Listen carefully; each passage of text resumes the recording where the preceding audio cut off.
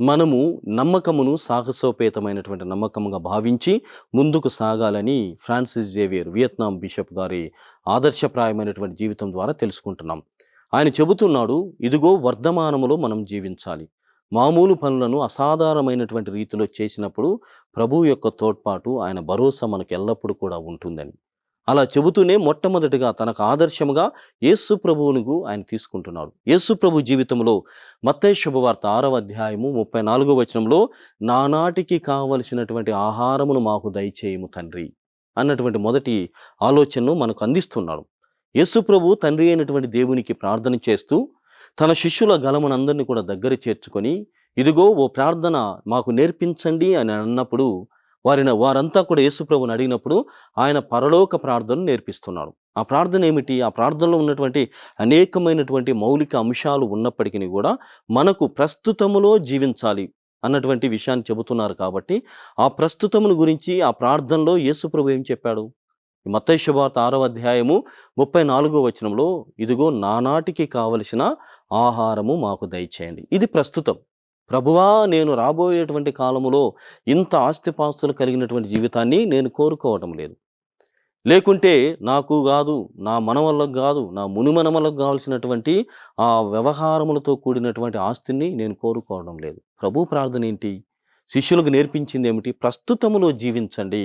ప్రతి ఒక్కరూ కూడా వర్ధమానములో జీవించాలి అన్నటువంటి సత్యాన్ని నేర్పుతున్నాడు. ఆ వర్ధమానములో మొట్టమొదటిగా ప్రతి వ్యక్తి కూడా, అతడు ఏ మతానికైనా సంబంధించిన వాడైనా, ఈ జానుడు పొట్ట కోసము తహతహలాడుతూ ఉంటాడు, దీన్ని నింపుకోవడం కోసమే. కాబట్టి మొట్టమొదటిగా ఏం చేస్తాడు? దీన్ని నింపుకోవడం కోసం దేవుణ్ణి అడుగుతాడు, నానాటికి కావలసిన ఆహారమును దయచేయండి స్వామి అని. నేను సైతము ఇదే ప్రార్థన చేయబోతున్నాను. ఈ ఖైదీగా ఈ చెరసాలలో ఉంటున్నటువంటి నాకు ప్రస్తుతం అనేటువంటిది చాలా ప్రముఖమైనటువంటి ఆలోచన. ఈ ప్రస్తుతంలో జీవించడం కోసం ప్రభువా, నేను నీ ప్రార్థనలో మునిగి ఉండబోతున్నాను, నీలో నేను పెరగబోతున్నాను, కావలసినటువంటి ఆహారమును దయచేయమని యేసు ప్రభు ఏ విధంగానైతే అడుగున్నారో అదే నేను సైతము అడుగుతున్నాను.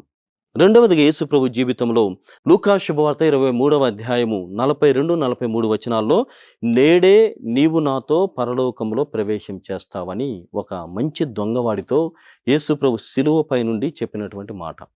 ఇది కూడా ప్రస్తుతం వర్ధమానంలో మాట్లాడుతూ ఉన్నాడు. నేడే, నేడే అంటే ఇప్పుడే, ఈ క్షణమే.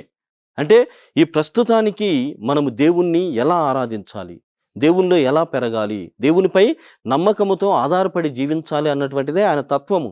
నేను ఏమైపోతాను అన్నటువంటిది నాకు అప్రస్తుతముగా ఉన్నది. కాబట్టి ఈ క్షణము, ఈ సమయము, ఈ నేడే అన్నటువంటి విషయాన్ని నేను సరిగా జీవిస్తే నా భవిష్యత్తు దేవుని ఆధీనంలో పవిత్రముగా ఉండబోతున్నది అన్నటువంటి ఆలోచనని మన ముందు ఉంచుతున్నాడు.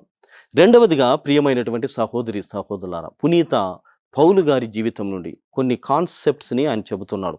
లాటిన్ భాషలో ఒక 4 విషయాలని ప్రస్తుతంలో జీవించడం ఎలా, వర్ధమానములో ఏ విధంగా క్రీస్తుతో కలిసి క్రీస్తు భావాలను మేళవింపు చేసుకొని జీవించాలి అన్నటువంటి విషయాన్ని ఆయన చెబుతున్నాడు. పౌలు గారి యొక్క జీవితంలో మనం గమనించినట్లయితే 4 ప్రధానమైనటువంటి వర్ధమాన లక్షణాలని కలిగి పౌలు గారు జీవించారు.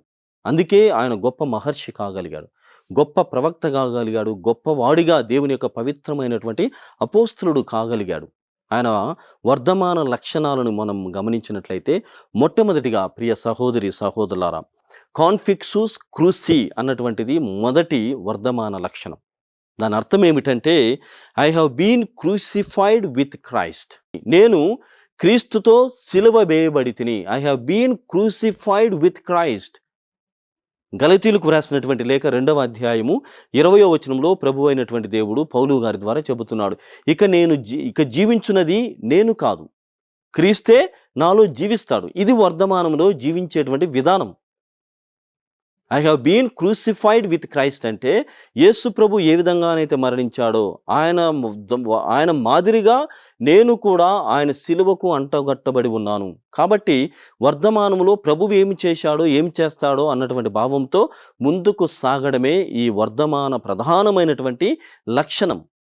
అంటే నేను కాదు జీవించున్నది, ఇక నాలో జీవించున్నది క్రీస్తు. ఈ జీవితమును, ఈ లక్షణమును ఎల్లప్పుడూ కూడా నేను అవగాహనతో కలిగి జీవించాలి. నా జీవితము కాదు. నేను ఏమి చేసినా ప్రభువు కోసము అన్నటువంటి రీతిలో ముందుకు సాగాలి అన్నటువంటిది వర్ధమాన ప్రధాన మొదటి లక్షణం. రెండవదిగా ప్రియమైనటువంటి సహోదరి సహోదరులారా, రెండవది ఏమిటంటే కాన్సెప్టుల్టీ అని అంటారు. అంటే దీని అర్థం ఏమిటంటే we have been buried with him. ఆయనతో, క్రీస్తు ప్రభుతో మనమంతా కూడా మరణించి ఉన్నాము. రోమీలకు వ్రాయబడినటువంటి లేఖ 6వ అధ్యాయము 4వ వచనము, కొలస్సీలకు వ్రాయబడినటువంటి లేఖ 2వ అధ్యాయము 12వ వచనంలో ఆయనతో మనమంతా కూడా సమాధి చేయబడి ఉన్నాం, లేకుంటే మరణించి ఉన్నాం. We have been buried with him. సిలువ మాత్రమే మనము యేసు ప్రభువుతో అంటుకొని లేము, సిలువతో మాత్రమే కాదు. మరణము మనల్ని ఆహ్వానించినా కానీ నేను ఆ మరణానికి కూడా సిద్ధంగా వెళ్తాను ఇప్పటి నుండే అనేది, రాబోయేటువంటి కాలంలో కాదు. ఇప్పటి నుండే నేను ఆయనతో పాటు సిలువ వేయబడి ఆయనతో పాటు మరణించడానికి నేను సిద్ధంగా ఉన్నాను. అంటే ఈ ప్రజెంట్ మూమెంట్లో నాకు అది జరిగినా, ఒకవేళ ఆహ్వానించినా నేను సిద్ధంగా ఉన్నాను. అది వర్ధమానం. ఇది రెండవ ప్రధానమైనటువంటి లక్షణం. మూడవదిగా ప్రియమైనటువంటి సహోదరి సహోదరులారా, అదేమిటంటే మూడవ వర్ధమాన లక్షణం ఏమిటంటే కాన్ మోర్టిస్ సుమూస్ మరియు కాన్వెమూస్ అని ఉన్నది. దాని యొక్క అర్థం ఏమిటంటే to die together and live together. కలిసి జీవించడం, కలిసి మరణించడం. ఎవరితో? ఇప్పుడు నేను చెరసాల్లో ఉన్నాను, నా జీవనం ఇంకా ఎవరితో? ఆయన ఒక బాధలో ఉన్నాడు. ఫ్రాన్సిస్ జేవియర్ అనేటువంటి వియత్నాం బిషప్ గారు నన్ను అనవసరంగా, నిరపరాధి అయినటువంటి నన్ను ఈ చెరసాలలో ఉంచారు. ఇప్పుడు నేను ఎవరితో జీవించాలి అని అన్నప్పుడు, నేను ఇక్కడ ఉన్నటువంటి ఖైదీలతో నేను జీవనం చేసినప్పటికీ కూడా కనిపించనటువంటి నా దేవుడు, నా సంరక్షకుడు, నా పోషకుడు నాతో ఉన్నాడు. కాబట్టి నేను ఆయనతో జీవిస్తాను. నాకు వీళ్ళంతా కూడా ఖైదీలులాగా, లేకుంటే సైనికుల, సోల్జర్స్, లేకుంటే పోలీస్ మెన్, వీళ్ళంతా కూడా నాకు అధికారంతో ఉన్నటువంటి వాళ్ళుగా కనిపించినప్పటికీ కూడా నా దేవుడు నాతో ఉన్నాడు, నా వెంబడి నడిపిస్తున్నాడు, నాతో ఉన్నాడు అన్నటువంటి ఈ వర్ధమాన భావము, ఈ ప్రస్తుతం నాతో ఉన్నాడు. టు లివ్ టుగెదర్, ఆయనతో నేను జీవిస్తాం. ఇంకా ఆయనతో టు డై టుగెదర్, ఆయనతో మరణించడానికి అన్నటువంటి మూడవ ప్రధానమైనటువంటి లక్షణం. కాబట్టి మన వ్యక్తిగత జీవితాలలో మనం ఏ ఆలోచనతో ముందుకు రావాలి? నేను ఎవరితో జీవిస్తున్నాను అన్నటువంటిది కాదు. నువ్వు ఎవరితో జీవించినా నీతో క్రీస్తు ఉన్నాడా అన్నటువంటి ఆలోచన ఎప్పటికీ కూడా నీలో ఉండాలి. నాలుగవ ప్రధానమైనటువంటి వర్ధమాన లక్షణాలలో కాన్సెరిక్స్టివ్స్ అన్నటువంటి మూడవ ప్రధానమైనటువంటి లక్షణం. అదేమిటంటే టు రైజ్ విత్ హిమ్. మనము గమనిస్తున్నాం కొలస్సీలకు రాసినటువంటి లేఖ 3వ అధ్యాయం 1వ వచనంలో ఆయనతో పునరుత్థానము అయ్యే వరకు, ఈ కలిసి జీవించడం, లేకుంటే కలిసి మరణించడం, కలిసి ఉండడం అనేటువంటిది ఎప్పటి వరకు కొనసాగుతుంది?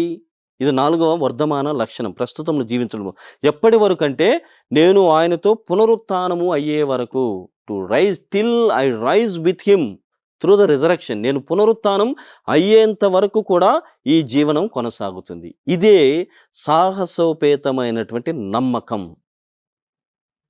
నిరీక్షణతో జీవనం అంటే ఇది. ప్రియమైనటువంటి సహోదరి సహోదరులారా, రోమీలకు వ్రాయబడినటువంటి లేఖ 14వ అధ్యాయము 8 నుండి 9 వచనాల్లో జీవించినా మరణించినా క్రీస్తు కొరకే.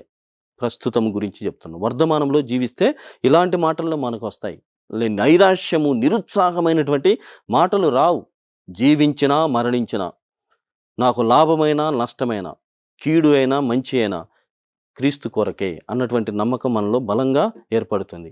కొరింథీయులకు రాబడినటువంటి మొదటి లేఖ 10వ అధ్యాయం 31వ వచనం పౌలు గారు చెబుతున్నారు, నేను భుజించిన, ఏమి తినను, ఏమి త్రాగినను క్రీస్తు మహిమ కొరకే, to the glory of God, for the greater glory of the lord. ఆయన మహిమ కోసమే చేస్తాను. తర్వాత యోహాను శుభవార్త 17వ అధ్యాయం 22 నుండి 23 వచనాలను మనం గమనిస్తే, ఒకరినొకరు కలిసి ఉన్నట్లుగా నేను ప్రార్థన చేస్తున్నాను, నాలో నీవు, నీలో నేను సంగమమై ఉండునట్లుగా నన్ను ఆశీర్వదించండి అని శిష్యుల కోసం యేసు ప్రభు ప్రార్థన చేస్తున్నాడు. ప్రియమైనటువంటి సహోదరి సహోదరులారా, మన వ్యక్తిగత జీవితాలలో కూడా ఇప్పటి వరకు కూడా సాహసోపేతమైనటువంటి నమ్మకము అంటే వర్ధమానంలో జీవించాలి.